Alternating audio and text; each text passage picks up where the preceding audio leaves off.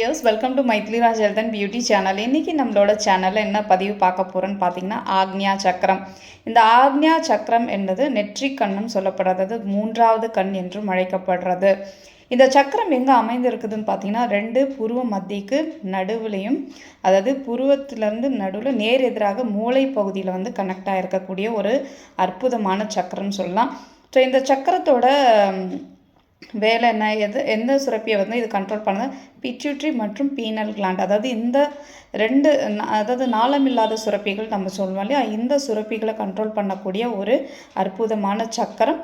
So இந்த சக்கரத்தோட பணி என்னென்னா, நம்மளோட நிறம் வந்து பார்த்திங்கன்னா இண்டிகோ ப்ளூ சொல்லுவாங்க, இண்டிகோ கலர். இது நிறமற்ற தன்மைன்னு சொல்ல முடியும், வெள்ளை நிறமாகவும் இருக்கும். அதாவது இண்டிகோ ப்ளூன்னு சொல்லாத ஊதா நிறத்துக்கும் இடைப்பட்ட ஒரு கலர் தான் இந்த இண்டிகோ கலர்.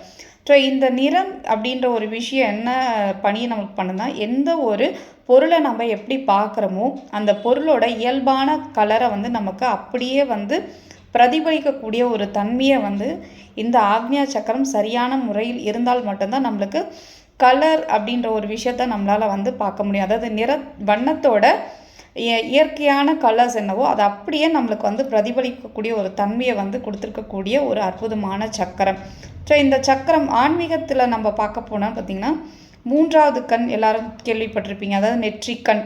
ஸோ இந்த நெற்றிக்கண் அப்படின்னா எல்லாராலையும் ப்ராக்டிஸ் பண்ணால் எல்லாராலையும் வந்து உணர முடியும். இந்த சக்கரம் ஓப்பனில் இருக்கும்போது தான் அவங்களால முக்காலமும் உணர்ந்து சொல்லக்கூடிய ஒரு தன்மை வந்து ஏற்படும் சொல்லுவாங்க. ஆன்மீக ரீதியாக என்னன்னு சொல்லுவாங்க, இந்த சித்தர்கள் முனிவர்கள் நிறைய பேர் வந்து இப்போ ப்ராக்டிஸ் பண்ணிகிட்ருக்காங்க. 3 காலத்தையும் உணரக்கூடிய ஒரு ஆற்றலை வந்து நம்ம அனுபவிக்கணும்னா இந்த ஆக்ஞா சக்கரம் வந்து ஓப்பனில் இருக்கணும். நம்மளோட யூனிவர்சலில் இருக்கக்கூடிய எல்லா பதிவுகளும் நமக்கு அப்படியே வந்து நமக்கு தெளிவாக தெரியக்கூடிய ஒரு ஆற்றல் எங்கேருந்து நம்மளுக்கு வரும்னா இந்த ஆக்ஞா சக்கரம். நிறைய பேர் பார்த்துருப்பீங்க, இந்த சாமி வந்து சொல்கிறாங்க, இந்த மாதிரியான விஷயங்கள்லாம் நீங்கள் கேள்விப்பட்டிருப்பீங்க. அதற்கு காரணம் அவங்களுக்கு அந்த 3rd ஐ அப்படின்ற ஒரு விஷயம் வந்து ஓப்பனில் இருக்கும்போது அவங்களால யூனிவர்சலில் இருக்கக்கூடிய பதிவுகளை அப்படியே தெளிவாக பார்த்து அதை அப்படியே அவங்களுக்கு சொல்லக்கூடிய ஒரு சக்தி வந்து அப்போ தான் கிடைக்கும் அப்படின்றது நம்பப்படுறது. ஸோ இதை எப்படி நம்ம பயிற்சி பண்ணால், முறையான பயிற்சி இருந்தால் மட்டுமே தான் இந்த ஆக்ஞா சக்கரம் அப்படின்ற ஒரு விஷயம் வந்து ஓப்பன் ஆகும்.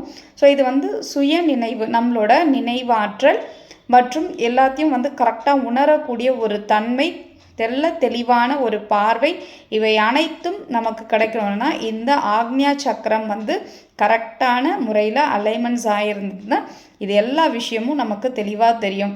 ஸோ இதோட பாதிப்புகள், இது சரியாக இல்லைன்னா எந்த மாதிரியான உபாதைகள் நம்மளுக்கு ஏற்படும் அப்படின்னு பார்த்தீங்கன்னா, தலைவலி, அதிகமான டென்ஷன், அவங்களால எந்த ஒரு விஷயத்தையும் வந்து சரியாக வந்து யோசிக்க முடியாத ஒரு விஷயங்கள் வந்து ஏற்படும். அது மட்டும் இல்லாமல் அவங்களுக்கு வந்து டக்குன்னு வந்து டென்ஷன் ஆவாங்க. எதுக்கு டென்ஷன் ஆகிறாங்கன்னு அவங்களுக்கே புரியாது. எல்லாரோடையும் வந்து கோவப்படுறது, எரிஞ்சு விழறது, சரியான ஒரு ஞாபகத்திறன், இந்த மாதிரியான விஷயங்கள்லாம் வந்து ரொம்பவே கம்மியாகும். எதையும் வந்து அவங்களால வந்து ஞாபகம் வச்சுக்கக்கூடிய ஒரு தன்மை வந்து அவங்களுக்கு இருக்காமல் போயிடும். ஸோ இதெல்லாம் இந்த மாதிரியான குறைபாடுகள்னால தான். ஸோ இந்த சக்கரம் கரெக்டாக இருந்தால் கண் பார்வை, ஸோ இந்த மாதிரியான விஷயங்கள்லாம் ரொம்பவே நல்லா இருக்கும் அப்படின்றது தான் இந்த ஆக்ஞா சக்கரத்தோட பணிகள். ஸோ இந்த ஆக்ஞா சக்கரம் ஆக்டிவேட் பண்ணால் முறையான தியானம் மற்றும் யோக முறையில் தான் நம்ம இதை வந்து கரெக்டாக வந்து கொண்டு விட்டு வர முடியும். ஸோ சரியான ஒரு ஆசிரியரை தேர்ந்தெடுத்து நீங்களும் சரியான முறையில் பயிற்சியை மேற்கொள்ளுங்கள். ஆல்ரெடி நான் எப்படி மெடிடேஷன்ஸ் பண்ணணும், பேசிக் லெவலில் நான் எப்படி மெடிடேஷன் பண்ணணுன்னு லாஸ்ட் வீடியோவில் நான் போஸ்ட் போட்டிருந்தேன். ஸோ இந்த இதை வந்து நீங்கள் டெய்லி ப்ராக்டிஸ் பண்ணாலே உங்களுக்கும் நிறைய விஷயங்கள் உங்களை நீங்கள் உணர ஆரம்பிப்பீங்க.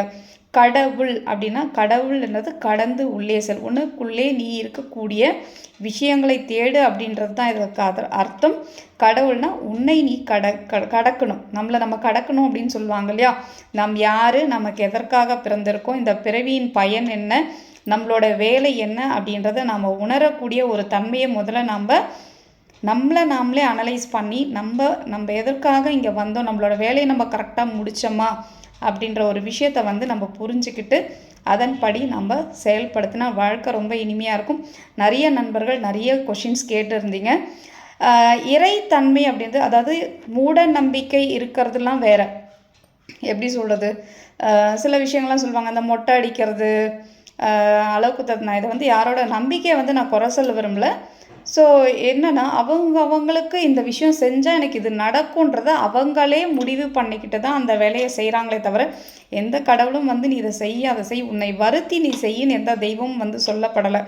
அதனால் நீங்கள் முழு திருப்தியோட ஆனந்தத்தோடு நீங்கள் செய்கிற எல்லா விஷயங்களும் உங்களுக்கு கட்டாயம் நிறைவேறும். இந்த யூனிவர்சல் கிட்ட வந்து உங்களுக்கு நேச்சுரல், நம்ம வந்து கடவுளை வந்து பார்க்க முடியாது, உணர்வு மூலியமாக தான் நம்மளால் வந்து சில விஷயங்களை வந்து புரிஞ்சு கொள்ள முடியும். சூரிய ஒளி சூரியன் இல்லைன்னா நம்மளால் வாழ முடியுமா? எதுவுமே பண்ண முடியாது. நம்ம சுவாசிக்கிற மூச்சு, நம்மளோட காற்று இல்லைன்னா நம்ம அவ்வளோதான், நம்ம லைஃபு முடிஞ்சு போச்சு. ஸோ இதெல்லாம் தான் வந்து இறைத்தன்மை அப்படின்றது. அதாவது பஞ்சபூத சக்தி இருக்கிறதுனால தான் நம்மளோட உடல் இயக்கமானது இயங்கி கொண்டிருக்கிறது. இதுவே ஒரு ஆதாரமாக நம்ம வச்சுக்கலாம். இறைவன் இருக்கிறாரா இல்லையா, இதுவரை யாரை பார்த்தாங்களா பார்க்கலையான்லாம் நம்மளுக்கு தெரியாது. நீங்கள் எதை நம்புறீங்களோ அதுதான் உங்களுக்கு கடவுள். நீங்கள் எந்த தொழில் செய்கிறீங்களோ அதுதான் உங்களோட தெய்வம். நீங்கள் செய்கிற செயலை தெளிவாகவும் முழு மனதோடவும் நீங்கள் அதை விரும்பி செய்யும்போது அந்த விஷயந்தான் உங்களோட வாழ்க்கையில் அடுத்த கட்டத்துக்கு உங்களை வந்து கொண்டு போகும். தேவையில்லாத விஷயங்களையும் தேவையில்லாதவற்றை பற்றி நம்ம நேரத்தை செலவிடுறதை விட்டு உங்களோட வாழ்க்கையை நீங்கள் எப்படி மேம்படுத்தணும் அப்படின்ற விஷயத்த மட்டும் நீங்கள் ஃபோக்கஸ் பண்ணிங்கன்னா லைஃப்பில் நெக்ஸ்ட் லெவல் நீங்கள் போக முடியும். Thank you so much.